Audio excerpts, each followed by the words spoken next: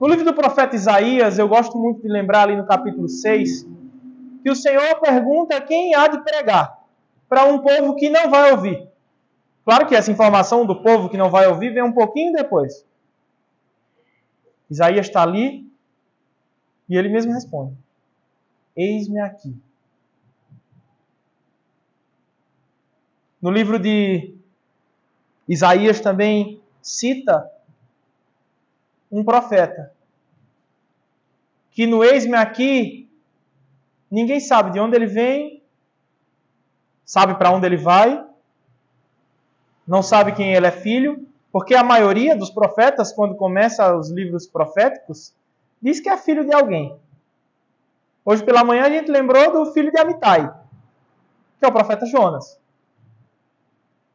Mas que é interessante que esse profeta não vem dizendo de quem era filho, ou de qual região ele saiu, ou quem é essa pessoa, ou o que aconteceu com ele.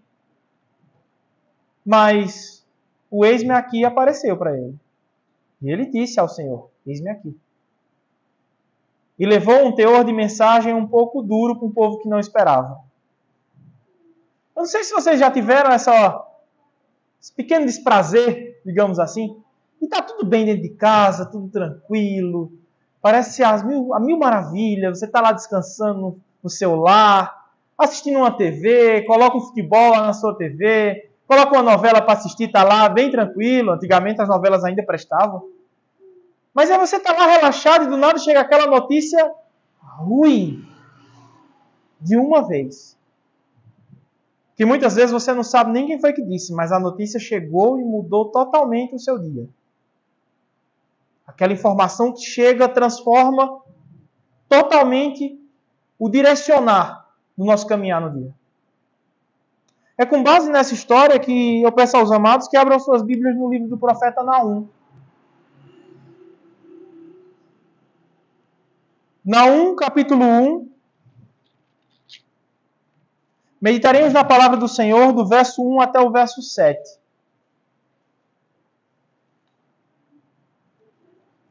O profeta Naum está antes de Abacuque, antes de Sofonias, os profetas menores, depois de Miqueias. É um grande livro que tem 3 capítulos. E são capítulos preciosos, riquíssimos, de uma história que aconteceu de uma maneira bem pesada. Naum, capítulo 1, versos de 1 até o verso 7. Acompanhem comigo aí a leitura. Assim diz a palavra do Senhor. Sentença contra Nínive. Livro da visão de Naum, o Eucosita. O Senhor é Deus zeloso, vingador. O Senhor é vingador e cheio de ira. O Senhor toma vingança contra os seus adversários e reserva a indignação para os seus inimigos. O Senhor é tardio em irar-se, mas grande em poder, e jamais inocenta o culpado. O Senhor tem o seu caminho na tormenta e na tempestade. E as nuvens são o pó dos seus pés. Ele repreende o mar e faz secar e mingua todos os rios. Desfalecem Bazã e o Carmelo, e a flor do Líbano se murcha. Os montes tremem perante ele, e os alteiros se derretem, e a terra se levanta diante dele. Sim, o mundo e todos os que nele habitam. Quem pode suportar a sua indignação? E quem subsistirá diante do furor da sua ira? A sua cólera se derrama como fogo, e as rochas são por ele demolidas.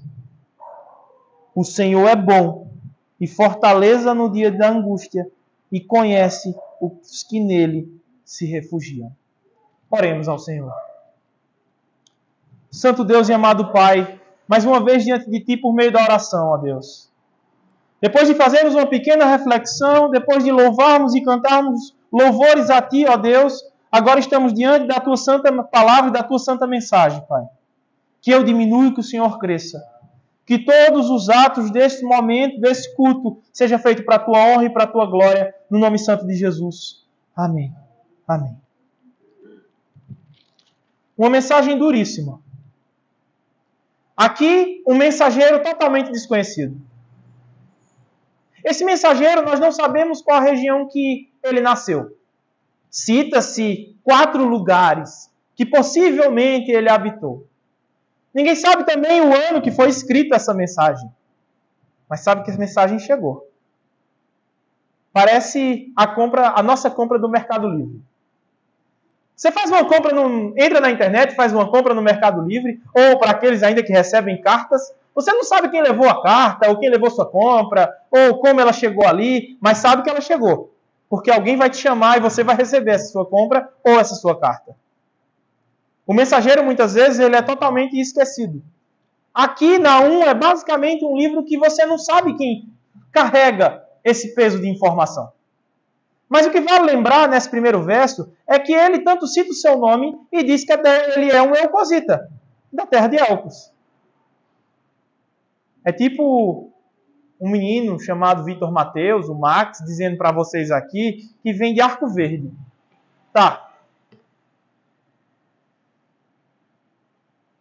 Aonde é Arco Verde? É interessante porque Naum chega com uma sentença contra esse povo. É aquela mensagem que não vem para dar tudo bem, bom dia, vocês estão bem? Naum chega trazendo um peso enorme de informação.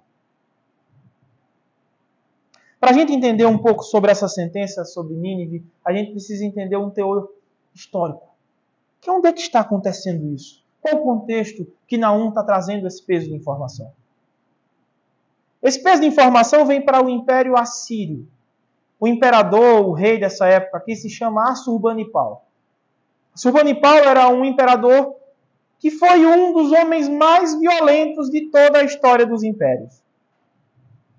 O seu avô, Senaqueribe, um homem conhecido também na Bíblia, um personagem muito conhecido, que arrasou várias terras ali de Israel, ele levou muitas pessoas cativas àquele lugar chamado Nínive. O peso de informação vem justamente saber quem é esse povo. Quem são os ninivitas? O que eles fazem? Onde eles habitam? Os ninivitas é tratado muito bem, claro, ali na passagem do livro de Jonas, do filho de Amitai. É interessante porque o filho de Amitai, ele deixa no verso 1 algo muito claro, que é falado e dito. Ele, o filho de Amitai, servo Jonas, veio a palavra do Senhor. O Senhor tenta tratar o coração de Jonas, porque Jonas não quer ir a Nínive. Por que Jonas não quer ir a Nínive? Jonas tem raiva dos ninivitas. E o que eles fizeram para Jonas ter tanta raiva e ira daquele povo? Os ninivitas invadiram o terreno do norte de Israel, depois invadiram toda a região, invadiram tudo e arrasaram com tudo. Devastaram todo o povo. Muito provavelmente Jonas conhecia pessoas que já tinham morrido por causa da mão dos assírios. E o pessoal era extremamente violento. Na porta de Nínive, cabeça de príncipes e de reis eram penduradas nas suas entradas. Imagine essas imagens. Coloque essa imagem na mente. Vamos pensar como o povo de lá, como estava naquela situação. Além disso, ele fazia questão de o povo assírio era tão cruel e tão mau que a morte por empalação foi criada justamente por meio daquele povo. Tanto os ninivitas assírios como os babilônicos. Para vocês terem uma noção, a crucificação vinha com o Império Romano. E a crucificação já era uma morte cruel. A empalação veio com o Império Babilônico, assírio, com aquele povo dali, daquela região. A crueldade tomou de conta que eles eram tão horríveis em seus teor de crueldade contra o povo, que muitas vezes colocavam pessoas vivas em barcos, soltavam no mar e deixavam aquela pessoa viva, presa a um barco e viva ali, para morrer ali. Além disso, no meio desses barcos haviam muitos ratos. Deixava a pessoa aprisionada, amarrada, viva e deixava ela para morrer ali. É para esse povo que Deus está dizendo: Jonas, você vai pregar para eles. A raiva e a ira de Jonas é tanta que Jonas decide fugir. O jogo de palavras poético ali no primeiro capítulo vai dizer que ele desce algumas 3, 4 vezes. A palavra descer está lá. E depois os irmãos podem até olhar lá. Jonas desceu e foi embora e fugiu da presença do Senhor. E o Senhor está ali tratando justamente o coração do filho de Amitai. O que está acontecendo com Jonas? Por que ele não está querendo me obedecer? Eu, o Senhor, que estou tratando o coração dele, ele não quer me ouvir. É interessante também no livro de Jonas que Jonas não pede perdão pelo que fez. Ele fugiu. No capítulo 2 não vai dizer que ele orou pedindo perdão. Pelo contrário, a oração de Jonas é porque o Senhor levou ele às profundezas do Sheol. O Sheol, em hebraico, o significado é inferno. Levou ele às profundezas do inferno. Jonas está ali, desolado. Aquele grande peixe cospe Jonas ali na praia. E Jonas prega para o povo. A pregação de Jonas é direta e eficaz. Mas é duríssima. Em 40 dias, Nínive será subjugada. Aquele caminhar de pregação que Jonas ia trazer ali era para durar cerca de 3, 4 dias pelo tamanho da cidade de Nínive. Jonas faz isso tudo em um dia só. Imagine alguém passar aqui, de novo, um mensageiro, que trouxe aquela encomenda que vocês tanto esperaram ou compraram no Mercado Livre, e chega alguém gritando aí, ó, em 40 dias vocês irão para o inferno. E sair correndo assim. Primeira impressão que a gente olhar e dizer, oxe, esse cara é louco. Não tem cabimento. O cara vem com... Que pregação é essa? Que evangelismo é esse? E Jonas faz justamente isso. E o povo se arrepende. A ira do coração de Jonas é tamanha que o Senhor pergunta, Jonas, você tem direito de ficar assim? E Jonas responde, sim, eu tenho. Esse povo não merece perdão. Esse povo entrou dentro da minha casa, dentro do meu povo, e roubou tudo, e matou todos os que eu conhecia. Eles não merecem perdão. Só que a diferença que acontecia no livro de Jonas era que o Senhor estava tentando tratar o coração de Jonas. Por via de tudo isso, ou por meio de tudo isso, toda aquela geração de ninivitas foi salva, porque todos ouviram. Todos se arrependeram. Isso acontece por volta de 770 a.C. Agora aqui nós estamos falando do profeta Naum.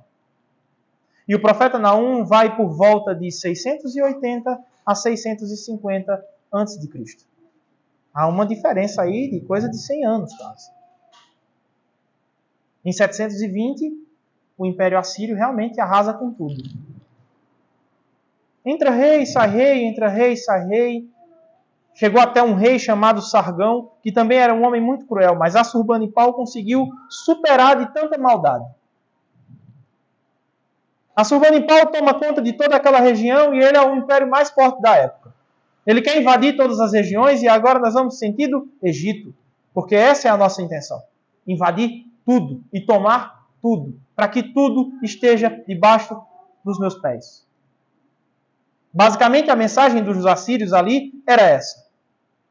Só que chega um homem desconhecido, totalmente desconhecido, que ninguém sabe nem quem é, chamado Naum e diz, sentença contra mim. A mensagem vai ficar cada vez mais dura.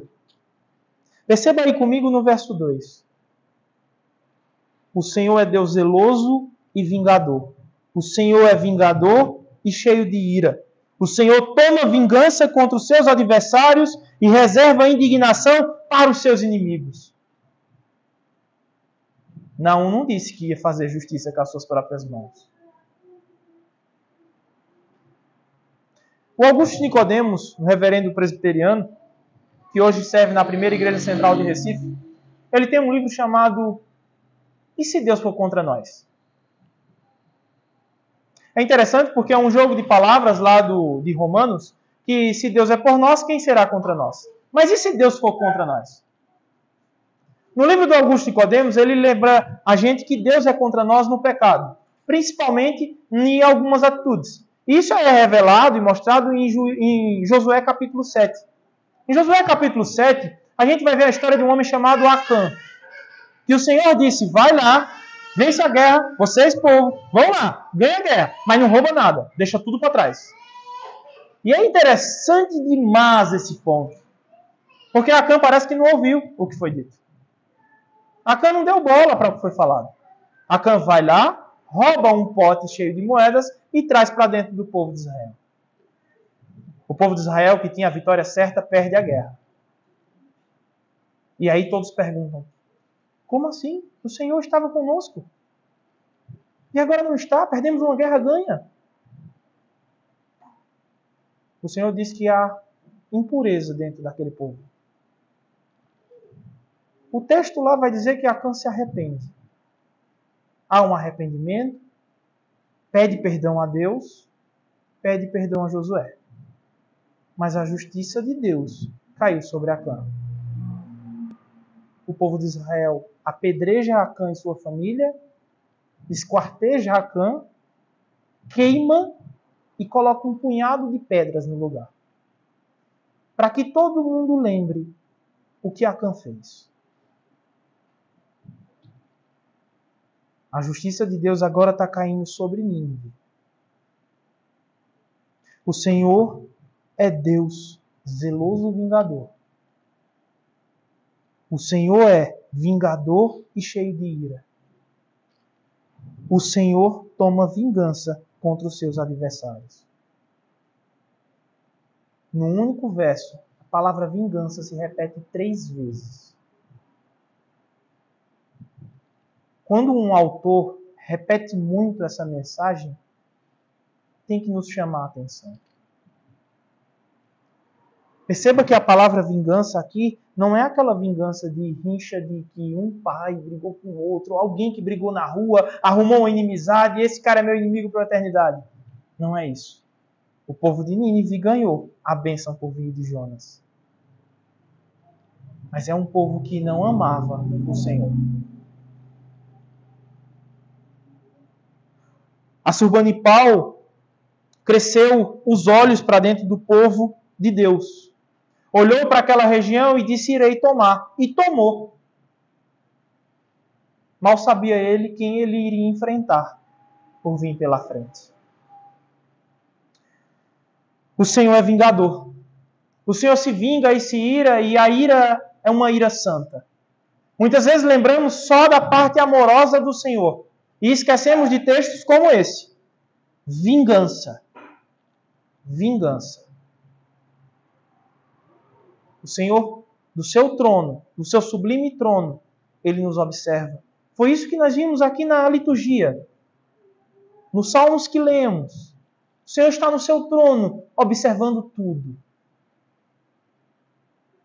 Ou vocês acreditam que a injustiça e a iniquidade deste mundo irá permanecer eternamente? Essas coisas passarão.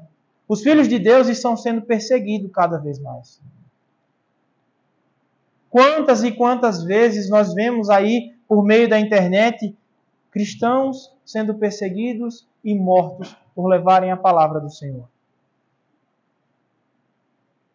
A vingança do Senhor bate à porta.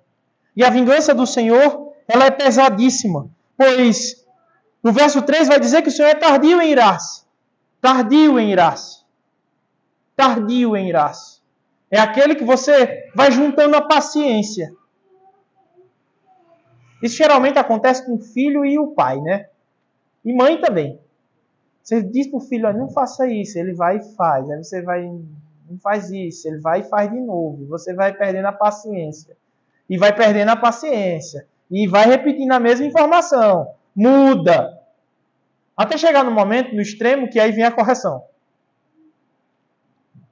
E chega a correção. A correção dos ninivitas não foi uma correção tranquila. O Senhor é tardio em irar-se, mas grande em poder e jamais inocente o culpado. Esse culpado de todas essas coisas, de toda a ira santa do Senhor, somos nós. A nossa condição caída nos faz e nos remete a lembrar justamente do jardim. O pecado gera morte. A culpa, ela é nossa. Nós não somos santos e bons. Não somos bondosos e graciosos. O nosso coração é cheio de ira. Aqui na terra eu não conheci ninguém que nunca se virou. Tem momentos que a gente realmente passa por bonança. Mas esses momentos eles passam também assim como a ira. Naum parece levar uma mensagem tão pesada de um jeito tão tranquilo. Não sei se vocês percebem, mas não está falando mais de Naum, é só o verso 1. Não está dizendo como não, se Naum riu, como Elias fez. Ó, fala mais alto, talvez Baal escute. Alguém zombou, alguém gritou. Não, Naum some. A mensagem que fica é que Deus irá se vingar contra esse povo.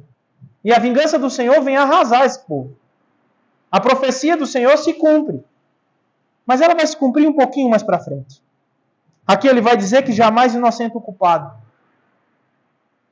É como se fosse aquelas faltas, de novo. Todo mundo aqui, acredito eu, que já foi aluno.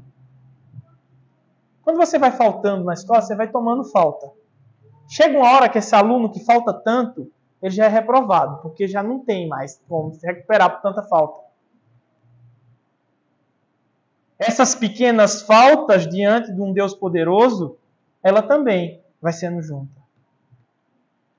O povo iníquo, a iniquidade do homem que vive ao seu bel prazer e as coisas deste mundo com o coração atrelado a coisas materiais desse dia a dia. A sentença do Senhor irá chegar. E ela virá de maneira que muitas vezes nós não vamos saber nem mensurar o que foi que aconteceu ou como aconteceu. Vamos lembrar de outro império. Estamos lembrando aqui de assírios, mas vamos lembrar dos babilônicos. Onde que fica a Babilônia?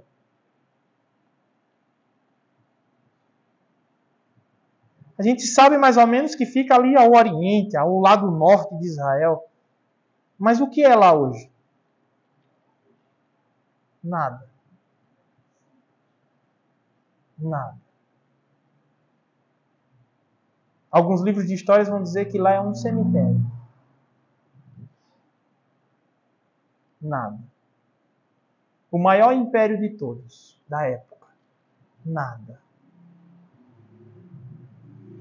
Mais para frente a gente lembra também de um outro império. De um homem chamado Alexandre o Grande. O Império Romano. O Império de Roma. O que o Império de Roma é hoje? Nada. Mas o império que foi destruído e levado a nada. Ah, Max, vamos voltar também um pouquinho. Tem outro império que você pulou. O Império Persa. Onde a rainha Esté estava, né? A grande Hadassa. O que o Império Persa é hoje? Nada.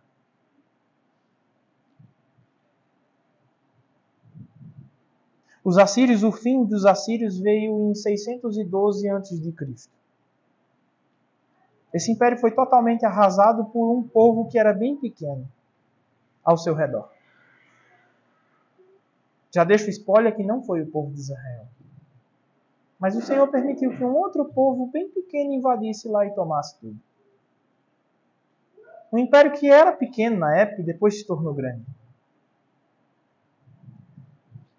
A gente mostra, Naum nos mostra que a ira do Senhor, ele irá cair. A sentença do Senhor, ela vem. Nós não sabemos a data nem a hora, mas ela chega. A mão pesada do Senhor, que é tardio em irar-se, mas grande em poder, jamais inocenta o culpado, vem de uma mensagem que tem sumido dos nossos púlpitos, que é justamente falar sobre o inferno. Muitas vezes nós lembramos da graça do Senhor e que realmente, louvado seja o próprio Deus por nos dar essa graça. Mas pessoas estão caminhando ao inferno em passos largos. Por causa da sua própria condição. É uma mensagem duríssima o que Naum está trazendo. E como Nínive vai ser destruída, é como se fosse aquele terremoto absurdo que destrói tudo e que acaba tudo. Esses dias, cerca de alguns anos atrás, nós vimos um vulcão entrar em erupção no Havaí e destruir quase toda aquela ilha. Um vulcão entrar em erupção. Nós vimos um terremoto acontecer dentro do mar e formar um grande tsunami e arrasar o Japão. Isso não foi só uma vez, foram várias vezes. O Japão foi destruído quase 80% do país. Quase 80% do país. O que aparece aqui agora, que Naum vai dizer, é que o Senhor tem o seu caminho na tormenta e na tempestade, e as nuvens são o pó dos seus pés. Ele repreende o mar e faz secar, e mingua todos os rios. Desfalecem Bazã e o Carmelo, e a flor do Líbano se murcha. Os montes tremem perante ele, e os alteiros se derretem. O Senhor vai vir como um grande terremoto e um grande vendaval para devastar o povo assírio. A mão pesada do Senhor vai cair agora no momento que o Senhor quis. No momento exato. Na hora e no minuto ideal. Jonas foi a Nínive. Jonas trouxe salvação para um povo mesmo sem querer. Jonas trouxe graça para um povo mesmo sem merecer, assim como nós não merecíamos. Jonas traz bênção para um povo sem ter um pingo de vontade. Porque não importa o mensageiro, importa o teor da mensagem e quem manda essa mensagem. A pregação de Jonas é horripilante. Mas o pessoal se arrepende. De profeta fujão se tornou o profeta mais bem-sucedido da Bíblia. Todos os ouvintes se arrependeram. Ninguém conseguiu fazer isso. Só Jonas. Todos os que ouviram essa sentença de Nínive, que Naum falou, também ouviram. E o furor da ira de Deus caiu sobre eles. Esse furor da ira de Deus não caiu só sobre esse povo. Nesse momento da história, sim, está caindo só sobre Nínive e sobre o Império Assírio. Mas nós vimos isso acontecer também no deserto. Quando o povo só desobedece e reclama, e reclama, e reclama, e desobedece, e não está afim, não está feliz, e não está com, e não acompanha o que o Senhor tirou e fez, e não está nem aí. Por eles mesmos disseram, preferíamos estar lá no Egito. Pelo menos lá nós tínhamos cebolas e carnes. O furor do Senhor cai também sobre aquele povo. Vocês caminharão no deserto durante 40 anos. Aquela geração não passou e não viu a terra prometida. Moisés, por um lapso de desobediência, mais um de tantos, onde o Senhor também disse àquele mensageiro, dá um toquezinho na pedra. Não machuca a pedra. Bate devagar na pedra. Moisés esquece quem foi que fez a palavra ou deu a mensagem a ele. Simplesmente vai lá e faz o que lhe apraz. Por causa daquele ato, Moisés também não entra na terra prometida. Esses lapsos eles têm que ser lembrados porque a mão do Senhor já vem sendo mostrada. O furor do Senhor já vem sendo mostrado diante de um povo que é desobediente. Passou esse período, a gente entra em Josué. Acabei de contar o que aconteceu com Acã. No final do livro de Josué, Josué vai dizer que só eu e minha casa serviremos ao Senhor. Vocês eu não sei, mas eu e minha casa serviremos ao Senhor. Inicia o livro de Juízes já contando, e que o Rodrigo trouxe muito bem na segunda-feira, a apresentação de mostrar Josué. Josué morreu. E o povo faz o quê? O que lhe apraz. Esquece de quem trouxe a mensagem para eles. O autor da nossa fé, muitas vezes, é esquecido. Assim como esquecemos também o homem que vem à nossa porta entregar as nossas encomendas. O livro de Juízes é um abismo puxando a outro. O povo obedece, prospera. O juiz morre, o povo desobedece.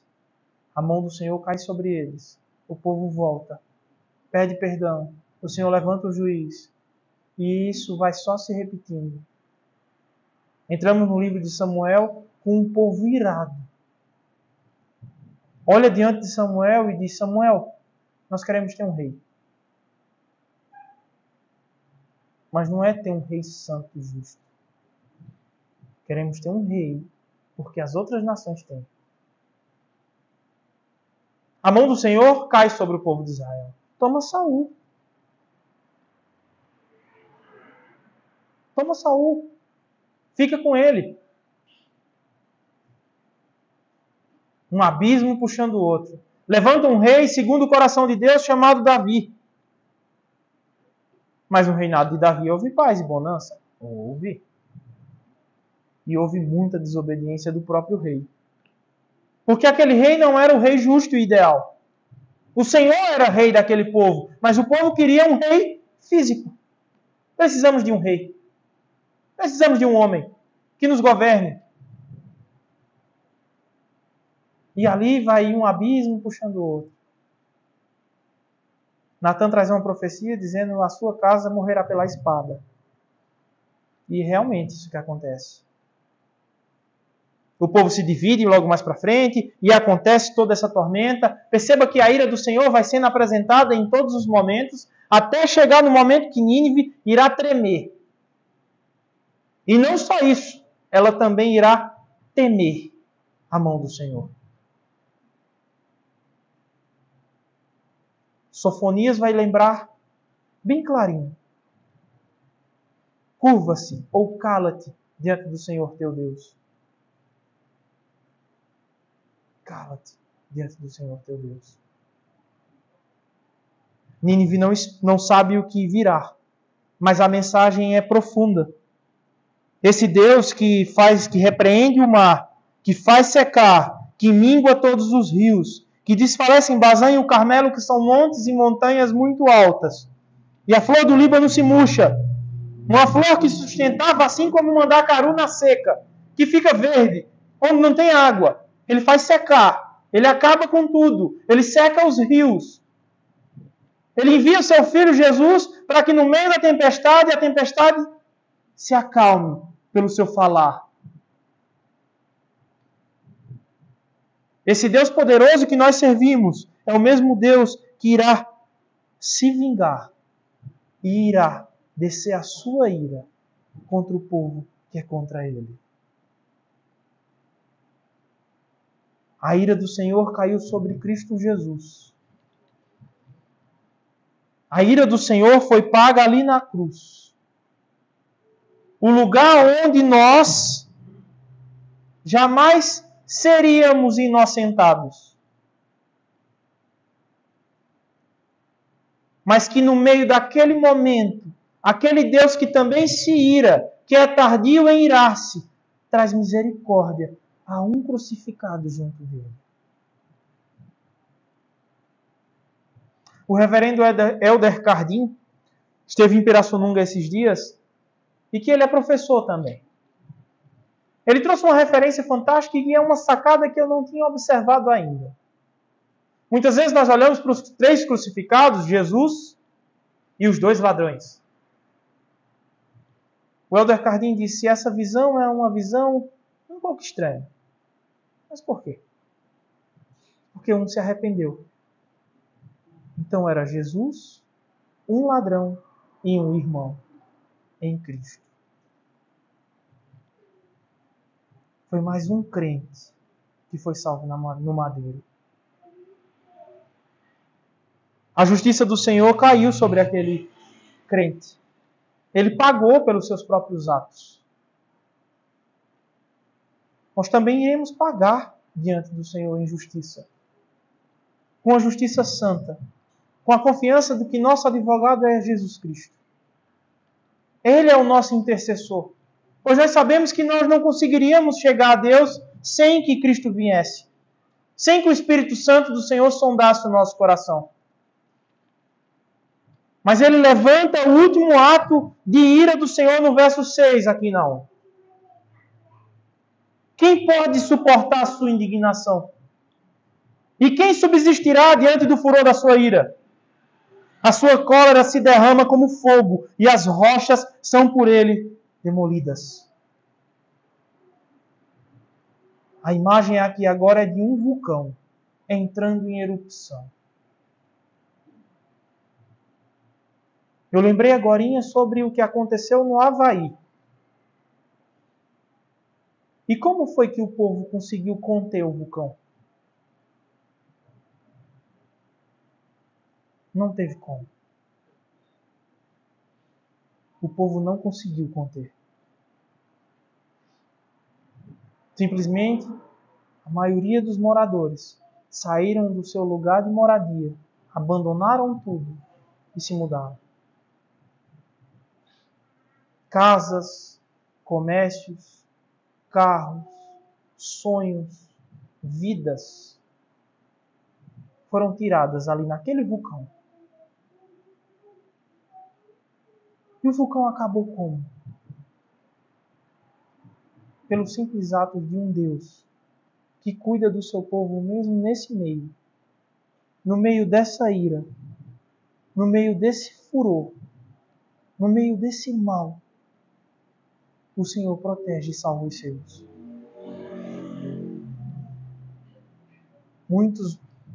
Aquele povo ali do Havaí, sofreu um desastre natural. O povo do Japão sofreu um desastre natural. Onde uma grande enchente, basicamente, uma grande onda, destruiu e arrasou todo o país. Ah, Max, mas você está trazendo exemplos lá de longe e tudo mais. Rio Grande do Sul. Esses dias eu fiquei bem impactado sobre o que eu vi. E que parece que você está enchendo alguma coisa. Um cidadão, morador de uma certa rua lá no Rio Grande do Sul, a câmera de segurança da sua casa, ela filma o momento que começa a chover e o momento que a água vai começando a subir na rua da sua casa. O que é impressionante é que a maioria das casas que estão ali, e que não é um lugar longe do centro, bem no centro da cidade, é que a maioria das casas ela já tem um primeiro andar. Elas não são baixinhas, são casas altas. Já tem um primeiro andar, tem que ter uma certa altura. Tem placa de sinalização, de velocidade. E nós sabemos que essas placas têm mais de 2 metros e pouquinho. Simplesmente começa a chover à noite. E é impressionante que em 24 horas a água começa a subir, e vai subindo, e você pensa que não tem fim, e aquela água só continua a subir. No final desse vídeo, a água está molhando o primeiro andar. O piso do primeiro andar. Em 24 horas o tempo mudou e assolou todo um povo. Perderam casas, carro, mais uma vez, bens, planejamento, vidas.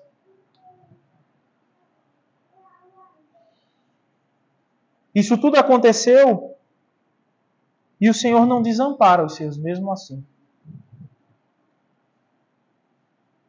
A ira do Senhor caiu sobre Nínive. Em 612, um império, como eu falei, pequeno. Não era nem império. Era um simples reinado. chamados babilônicos, que era um povo bem pequeno, um povo que não ofendia ninguém, um povo que não tinha nem visão de nada. Simplesmente o Senhor traz sentença sobre os assírios e eles arrasam Nínive, levando Nínive ao chão. A maioria das cidades dessa região estão arrasadas agora por causa do Império Babilônico. Mais ainda, por causa do Império de Deus, que não se abala no meio dos impérios que foram devastados. No meio de tudo isso e de toda essa mão pesada, Naum nos faz lembrar de uma coisa e de uma mensagem muito forte. Em toda essa ira, em toda essa vingança, em todo esse furor, em todo esse peso, em toda essa indignação, que ninguém pode controlar a mão do Senhor, Naum nos deixa uma palavra de confiança, que no meio de todo esse vendaval, no meio de todo esse terremoto, de toda essa tempestade, o Senhor é bom, é fortaleza no dia de angústia e conhece os que nele se refugiam.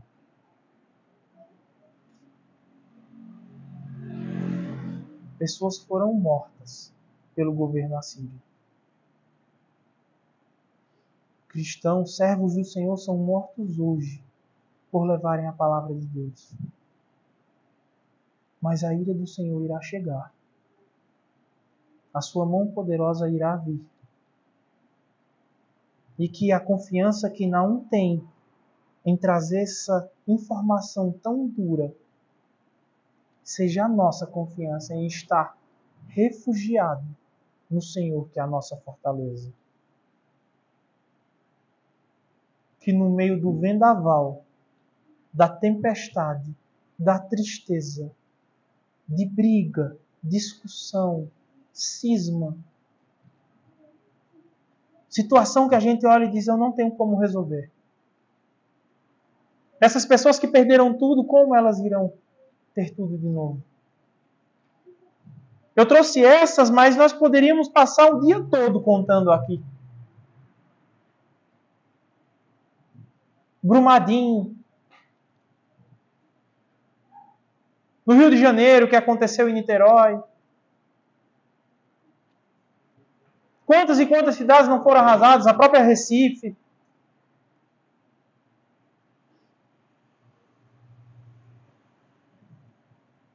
Um dos desastres que até hoje me incomoda muito. O voo da Chapecoense. Por negligência. O Senhor sabe o que neles se refugiam. Nenhuma vida é perdida da mão do Senhor. Porque o Senhor é a nossa fortaleza. Que nós não percamos de foco quem é o autor da nossa fé. Quem traz a verdadeira mensagem para o nosso dia a dia. Não importa o mensageiro. A palavra de Deus fica. Sermão de pastor, não. A palavra de Deus fica. Palavra de Deus, não. Que Deus assim nos abençoe. Vamos orar?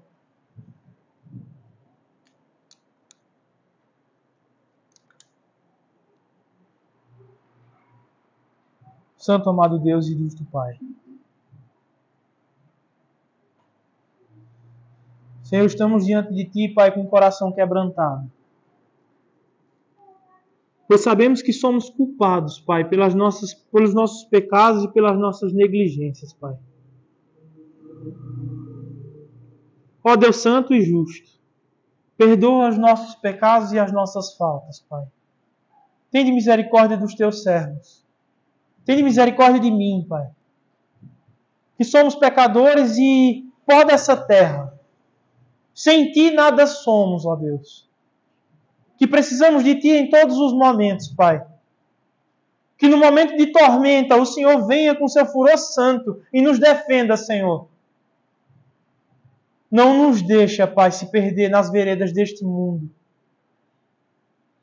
Nos faz caminhar em campos verdejantes, ó Deus. E por mais que nós andemos no vale da sombra da morte, o Senhor está. Não teremos mal algum, Pai. Mas que o Senhor nos livre do mal. Os dias são maus, Pai. Nós sabemos que aqui no mundo teremos aflições. Mas que nós Te servimos, ó Deus, com vontade de ir ao céu. Com vontade de contemplar a Tua santa face, ó Deus Santo. Que independente do mensageiro ou de quem fale, toda verdade é verdade de Deus. E toda verdade é Tua, ó Pai. Que essa verdade encontre abrigo no nosso coração. Que nós possamos caminhar e viver com essa verdade santa e justa. De sabermos que o Senhor é a nossa fortaleza e o nosso refúgio. Que só no Senhor nós nos encontramos e nesse mundo estamos perdidos, Pai. Que o Teu Santo Espírito nos guie, nos iluminando, nos dando direção. Para caminhar como Jesus caminhou. Que mais e mais pessoas venham conhecer do Teu amor, Pai.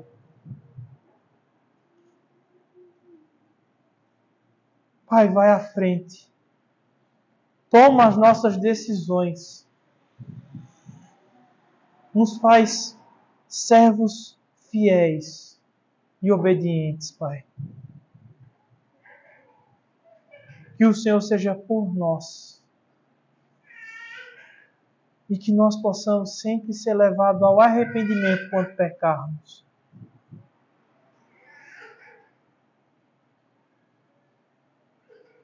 Que o Senhor nos abençoe.